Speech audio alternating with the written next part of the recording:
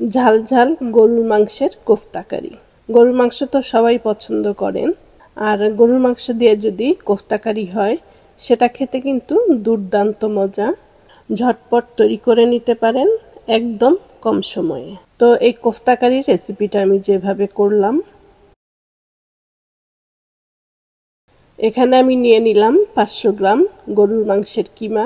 গরুর মাংসের কিমা না থাকলে মাংসগুলো ছোট টুকরো করে পাটায় বেটে নিতে পারেন। তো এখন এই কিমা মাংসের মধ্যে আমি দিয়ে দিলাম 1/4 চামচ আদা বাটা, 1/4 চামচ রসুন বাটা, 1/4 চামচ মরিচের গুঁড়ো, 1/4 চামচ জিরে গুঁড়ো, 1/4 চামচ ধনিয়া গুঁড়ো এবং আধা চা চামচ মাংসের মশলা। দিয়ে দিচ্ছি 1 টেবিল চামচ কর্নফ্লাওয়ার। তো এখন এই সমস্ত উপকরণগুলো আমি ভালোভাবে মেখে নিব। আর এমনভাবে মেখে নিতে হবে যাতে কোনো দানা দানা না থাকে বা বড় বড় টাইপের আঁশের মতো না থাকে। মেখে একদম ভালো করে মিশিয়ে নিতে হবে। তো ভালো করে মেখে নিলাম। এখন গোল গোল করে বল বানিয়ে নিব। আর এভাবে বল বানালে ভেঙে যাবার কোনো সম্ভাবনা নেই। অনেকে হয়তো ভাবতে পারেন যে এটা ভেঙে যাবে, কিন্তু আসলে এটা একদমই ভেঙে যাবে না। সুন্দর করে ভালোভাবে গোল গোল করে বল বানিয়ে নিতে হবে। আর কোথাও যাতে ফাটা না হয়ে থাকে সেদিকে খেয়াল রাখতে হবে।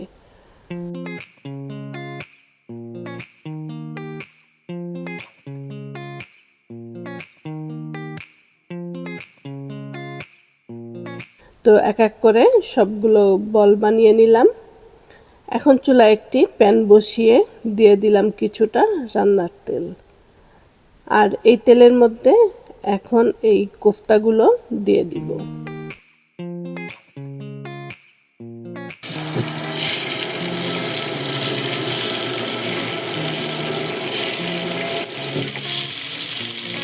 তো এই কোফতাগুলো আমি একটু হালকাভাবে ভেজে নিব।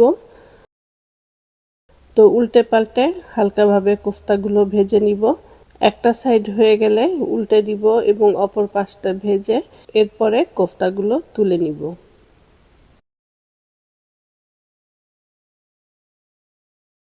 তো কোফতাগুলো ভাজা হয়ে গেছে। এখন তেল ছেঁকে ছেঁকে কোফতাগুলো তুলে নিব।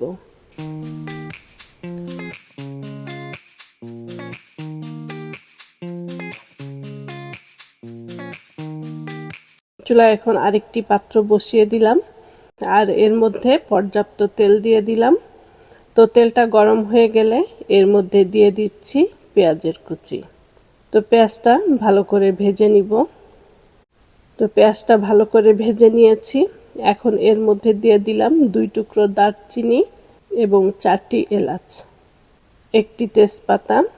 তো তেজপাতাটা আমি ছিঁড়ে দিলাম। তো এগুলো দিয়ে পেঁয়াজটা আর কিছুক্ষণ ভেজে নিব। ভেজে নেওয়ার পরে এখন এর মধ্যে দিয়ে দিচ্ছি 1 চা চামচ আদা বাটা, 1 চা চামচ রসুন বাটা, আধা চা চামচ হলুদ গুঁড়ো, 1 চা চামচ মরিচের গুঁড়ো। ঝালটা আপনার স্বাদ অনুযায়ী দিয়ে নেবেন। দিয়ে দিলাম 1 চা চামচ জিরে গুঁড়ো আর দিয়ে দিচ্ছি স্বাদ মতন লবণ। তো এই মশলাগুলো পেঁয়াজের সাথে আমি একটু ভেজে নিব যাতে মশলার কাঁচা গন্ধগুলো চলে যায়। এরপরে এর মধ্যে দিয়ে দিচ্ছি সামান্য একটু পানি। তো পানিটা দিয়ে এখন মশলাটা কষিয়ে নিব। দুর্দান্ত স্বাদের হয় এই কোফতা কারি, আর একটু ঝাল ঝাল। তো পোলাওর সাথে অসম্ভব মজা এই গরুর মাংসের কোফতা কারি। মশলাটা কষানো হয়ে গেছে।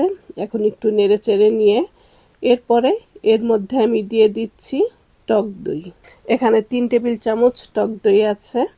আর এর মধ্যে দিয়ে দিলাম সামান্য একটু চিনি। তো যে কোনো খাবারে একটু চিনি দিলে কিন্তু সেই রান্নার স্বাদটা আরও দ্বিগুণ বেড়ে যায়। তো এটা আপনার পছন্দ অনুযায়ী আপনি স্কিপ করতে চাইলে সেটাও করতে পারেন। তো নেড়ে চেড়ে মশলাটা আবারও কষিয়ে নিব। যতক্ষণ পর্যন্ত তেলটা উপরে ভেসে না ওঠে ততক্ষণ পর্যন্ত নেড়ে চেড়ে মশলাটা কষিয়ে নিতে হবে। তো মশলাটা কষানো হয়ে গেছে। এখন যে কোফতাগুলো ভেজে রেখেছিলাম সেই কোফতাগুলো এখন দিয়ে দিব। দিয়ে মশলার সাথে ভালো করে নেড়ে চেড়ে মিশিয়ে নিব আর মিনিট খানিক এই মশলার মধ্যেই ভেজে নিব। এরপরে দিয়ে দিচ্ছি পানি। আর পানিটা এরকমভাবে দিতে হবে যাতে এটা ঝোল ঝোল না হয়ে যায়, আবার একদম শুকনো যাতে না হয়ে যায়, অনেকটা ভুনো ভুনো টাইপের। ঢেকে 5 মিনিট রান্না করে নিব। যেহেতু কোফতাগুলো আগে একটু ভেজে নিয়েছি, তো এখন সেদ্ধ হতে কিন্তু একদমই বেশি টাইম লাগবে না, 5 মিনিটেই রান্নাটা হয়ে যাবে। তো 5 মিনিট পরে ঢাকনাটা খুলে নেড়ে চেড়ে নিলাম আর কোফতা কারিটা কিন্তু হয়ে গেছে। আর এখন যতটা ঝোল ঝোল দেখছেন, একটু পরে কিন্তু আরও টেনে যাবে।